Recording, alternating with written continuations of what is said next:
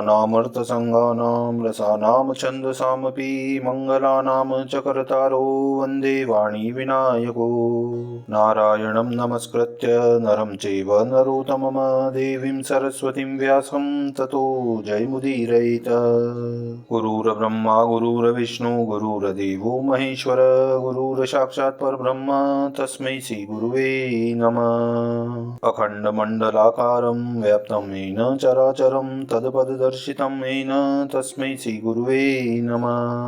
बोले सियावर रामचंद्र भगवान की जय, राधावर कृष्ण कन्हैया लाल भगवान की जय, उमा महेश्वर भगवान की जय, गायत्री ब्रह्मदेव भगवान की जय, सदगुरुदेव भगवान की जय, माता पिता गुरुदेव की जय, समस्त देवी देवता गण भगवान की जय, समस्त संत गण भगवान की जय, समस्त भक्तगण भगवान की जय। ओम नमः पार्वती पतये, हर हर महादेव। तो मित्रों और आप सभी श्री नरसिंह पुराण के श्रेष्ठ रसिक जनों, श्रोतागणों, अब तक हमने श्री नरसिंह पुराण की कथा को नियमित रूप से क्रमबद्ध रूप से श्रवण किया है, कीर्तन किया है, मनन किया है, भजन किया है। अब हम उसी क्रम में श्री नरसिंह पुराण की कथा को आगे की ओर अग्रसर करते हैं। आप सभी श्रेष्ठ श्रोतागण रसिक जन भगवान श्री नरसिंह जी के श्री चरणों में दृढ़ भक्ति रखते हुए कथा का श्रवण करें, कीर्तन करें, मनन करें, भजन करें। बोलिए श्री नरसिंह भगवान की जय।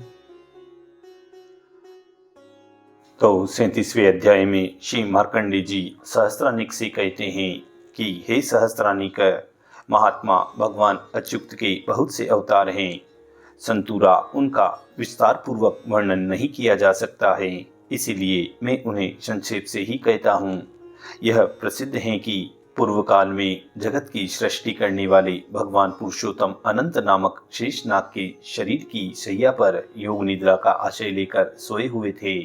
हे नृप, कुछ काल के बाद उन गहरी नींद में सोए हुए देव देवेश्वर शार्दूल धनवा विष्णु के कानों से पसीने की 2 बूंद निकलकर जल में गिर गई। उन दोनों बूंदों से मधु और केटब नाम के 2 दैत्य उत्पन्न हुए, जो महाबली, महान शक्तिशाली, महापराक्रमी और महाकाय थे।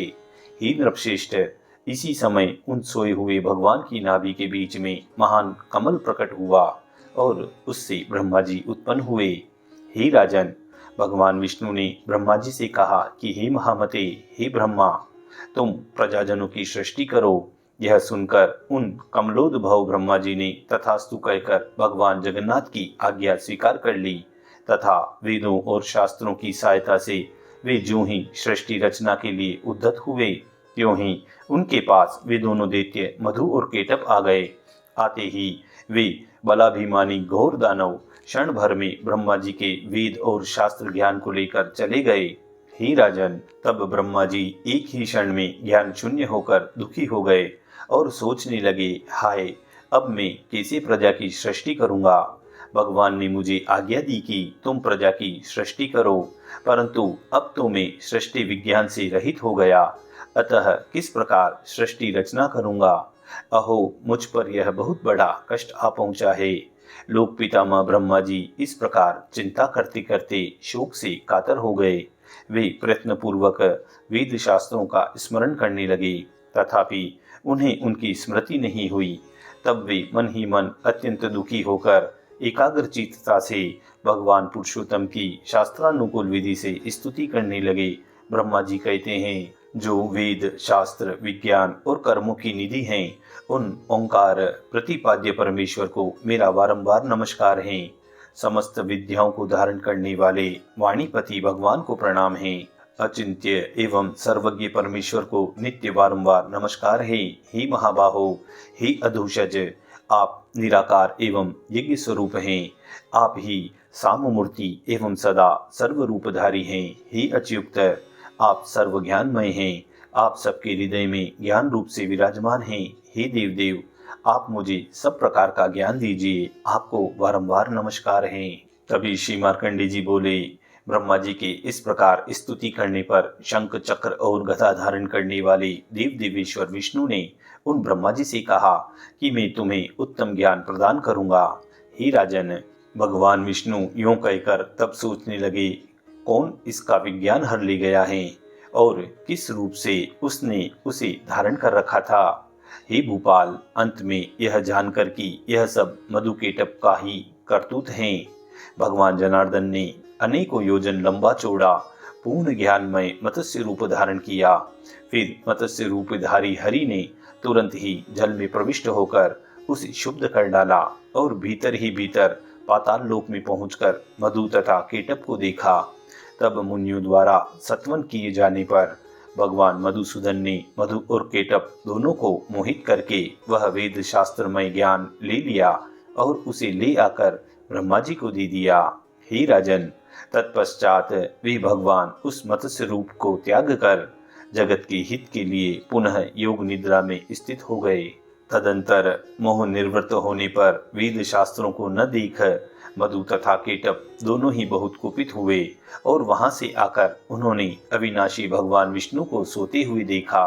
तब वे परस्पर कहने लगे, यह वही धूर्त पुरुष है जिसने हम दोनों को माया से मोहित करके वेद शास्त्रों को ले आकर ब्रह्मा को दे दिया और अब यहाँ साधु की भांति सो रहा है।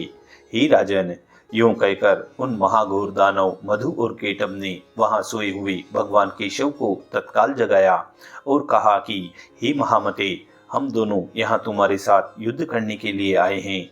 तुम हमें संग्राम की भिक्षा दो और अभी उठकर हमसे युद्ध करो। हे नृपवर, उन दोनों दानवों के इस प्रकार कहने पर देवदेव भगवान ने बहुत अच्छा यूं कहकर अपने षाडंग धनुष पर प्रत्यंचा चढ़ाई। उस समय भगवान माधव ने लीला पूर्वक धनुष की टंकार और शंखनाद से आकाश दिशाओं और अवान्तर दिशाओं कोणों को भर दिया। हे राजन, फिर उन महापराक्रमी महाभयानक मधु और केटप ने भी उस समय अपनी प्रत्यंचा को टंकार दी और वे भगवान विष्णु के साथ युद्ध करने लगे। जगतपति भगवान विष्णु भी लीला से ही उनके साथ युद्ध करने लगे। इस प्रकार परस्पर अस्त्र शस्त्र का प्रहार करते हुए उन दोनों पक्षों में समान रूप से युद्ध हुआ। भगवान विष्णु ने अपने षाडंग धनुष द्वारा छोड़े हुए सर्प के समान तीखे बाणों से उन दैत्यों के समस्त अस्त्र शस्त्र तत्काल ही तिल की भांति टुकड़े टुकड़े कर दिए। वे दोनों उन्मत्त दानव मधु और केटप चिरकाल तक भगवान के साथ लड़कर अंत में उनके षाडंग धनुष से छूटे हुए बाणों द्वारा मारे गए। हे राजन, तब श्री भगवान विष्णु ने उन दोनों दैत्यों के मेद से इस पृथ्वी का निर्माण किया। इसी से इस वसुंधरा का नाम मेदिनी हुआ। हे भूपाल, इस प्रकार भगवान विष्णु की कृपा से वेदों को प्राप्त कर प्रजापति ब्रह्मा जी ने वेदोक्त विधि से प्रजा की सृष्टि की। हे नृप, जो भगवान की इस अवतार कथा का प्रतिदिन श्रवण करता है वह शरीर त्याग के बाद चंद्रलोक में निवास करके पुनः इस लोक में वेदविता ब्राह्मण होता है। हे भूमिपाल, जो भगवान विष्णु लोकहित के लिए पर्वत के समान भीमकाय मत्स्य रूप धारण करके जनलोक निवासियों द्वारा स्तुत हुए थे, उनका ही तुम सदा स्मरण करो। इस प्रकार श्री मार्कंडे जी और राजा सहस्त्रानीक के मध्य में यह बहुत ही मधुर संवाद हुआ, जिसमें मधु केटप का संहार हुआ। भगवान जनार्दन ने उनका संहार किया और श्री सूत जी और भरद्वाज जी के मध्य में यही संवाद हुआ। इसी संवाद के अंतर्गत श्री नरसिंह पुराण के 37वें अध्याय की यहाँ पूर्णता व समाप्ति होती है। इति श्री नरसिंह पुराणे मत्स्य प्रादुर्भावो नाम 37 अध्याय पूर्णः। बोलिए श्री नरसिंह भगवान की जय।